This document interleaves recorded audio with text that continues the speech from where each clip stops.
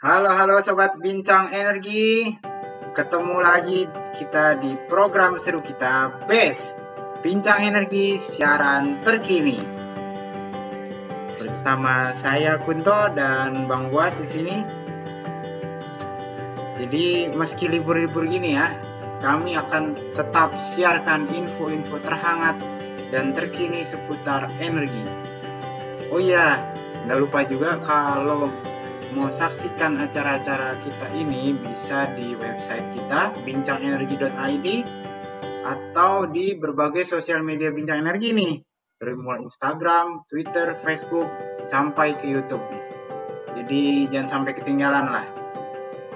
Nah, mumpung masih hangat nih suasana Lebaran, kami dari tim Bincang Energi mengucapkan Selamat Hari Raya Idul Fitri 1442 Hijriah, minal aidin wal faizin. Semoga semua amalan ibadah kita diterima. Selain itu, kami dari Bincang Energi juga mengucapkan selamat Hari Kenaikan Isa Al-Masih untuk sobat-sobat yang merayakan. Nah, kalau kita ngomongin Lebaran nih, apalagi Lebaran atau liburan, apalagi kemarin ada himbauan untuk larangan mudik. Jadi mungkin bisa kita kira-kira banyak sobat-sobat yang tetap ada di rumah selama Lebaran. Nah, kira-kira bagaimana sih kenaikan konsumsi listrik yang ada di Indonesia? Nah, dilansir dari kata.co.id, menurut PLN pada libur panjang kali ini diprediksi ada sekitar kenaikan konsumsi listrik sebesar 2%. Namun, PLN telah menyatakan bahwa cadangan pasokan listrik telah mencukupi untuk periode Lebaran panjang kali ini.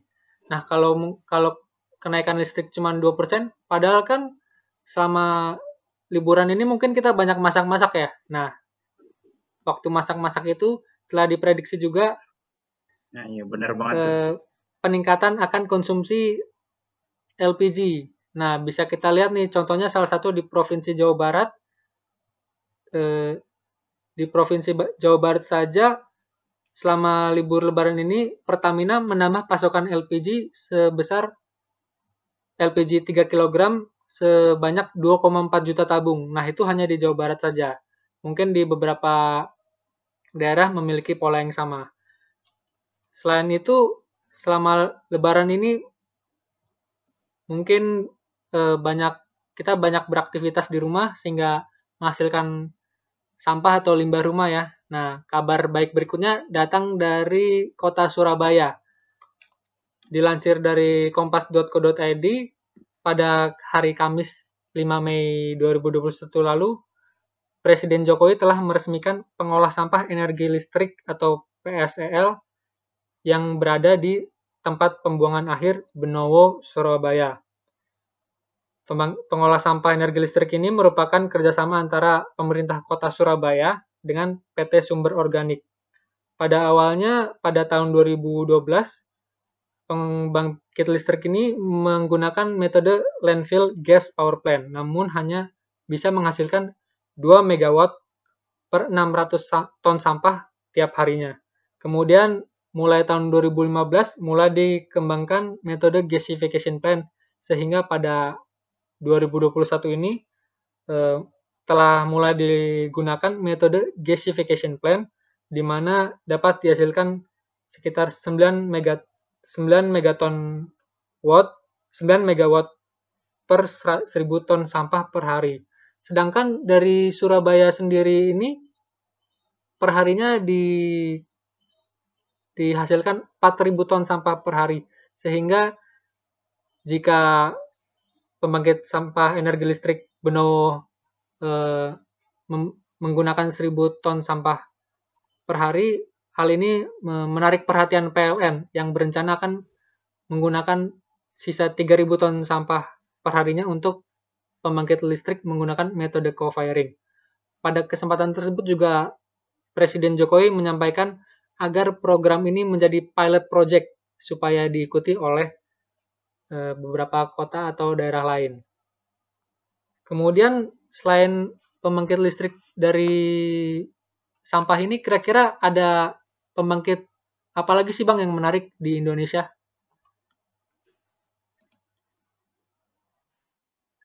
Ya, keren juga tuh ya. Yang masalah Hmm. sampah itu tadi, itu selain bisa menyelesaikan masalah sampah, juga dapat energi juga kita ternyata ya. Bisa diberdayakan maksimal lah.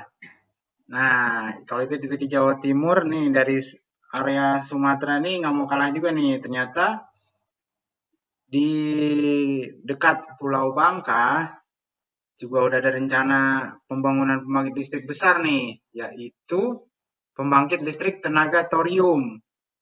Jadi thorium ini termasuk bahan-bahan nuklir sebenarnya dan telah ditandatangani perjanjian kerjasama untuk melakukan feasibility study dan studi tapak antara Thorcon Internasional, PLN, dan ya di sini PLNE, Prima Layanan Nasional Engineering. Jadi targetnya mereka 2021 ini menyelesaikan feasibility study mereka. Dan nantinya di 2028 diharapkan akan menjadi PLTN pertama di Indonesia. Jadi terus sudah memulai operasi komersialnya, sudah menghasilkan listrik dan dijual. Di mana sih tepatnya nih? Jadi ada di pulau tidak berpenghuni nih, jadi harusnya aman ya nantinya.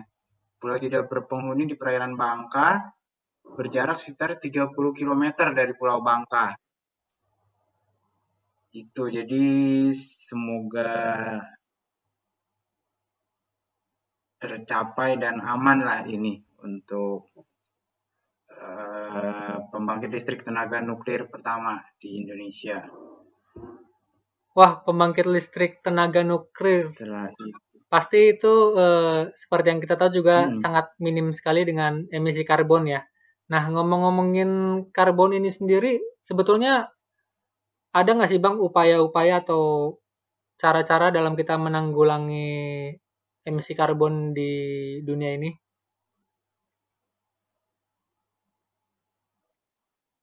nah itu dia tuh. Ini memang selain dari usaha-usaha kita mengurangi karbon tadi, ini mulai diangkat lagi nih isu tentang penerapan perdagangan karbon.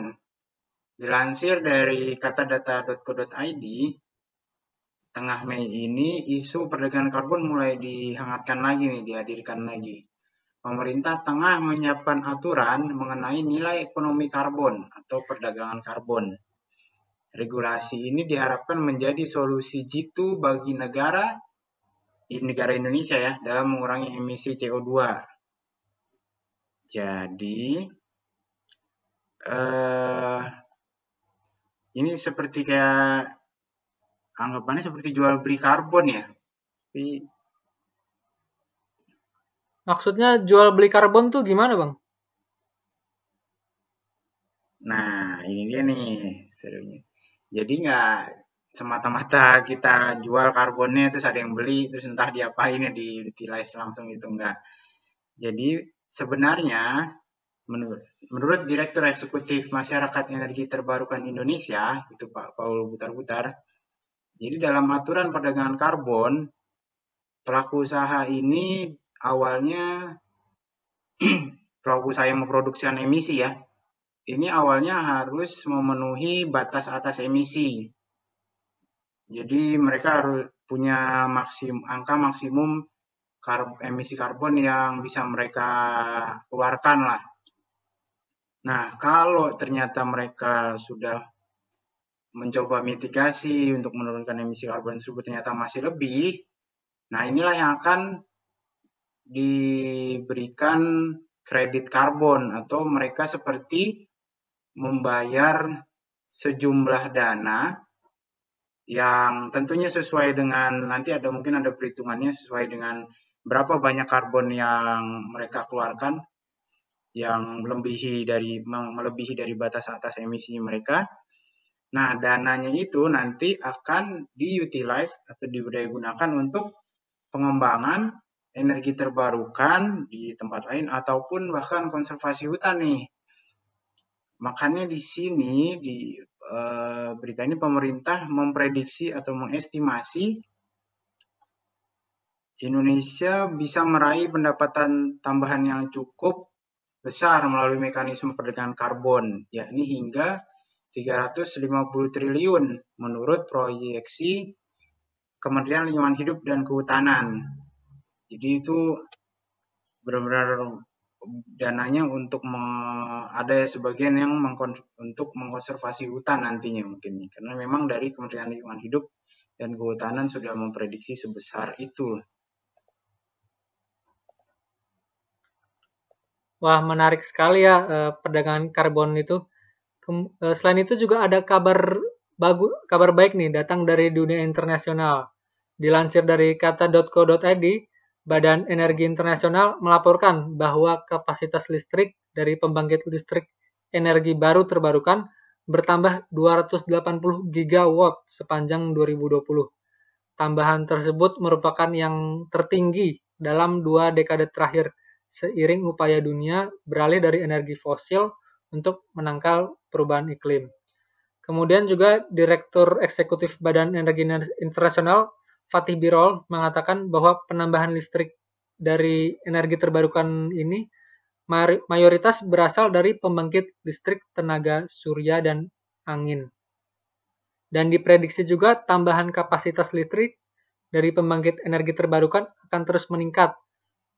Pada 2021 diprediksi ada sekitar 270 gigawatt, kemudian meningkat pada 2022 dengan sebesar 280 gigawatt.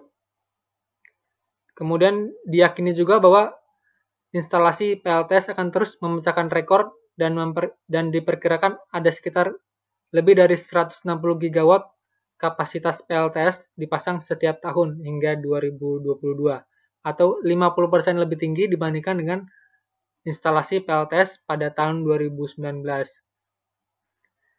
Nah, jadi memang proyek skala kecil diprediksi akan mendominasi pemasangan PLTS baru di dunia. Pembangkit listrik tenaga air dan surya memang mendominasi. Jadi pembangkit listrik tenaga air dan surya memberikan alasan untuk lebih optimistis dalam mencapai tujuan iklim, seiring dengan terpasangnya rekor tersebut.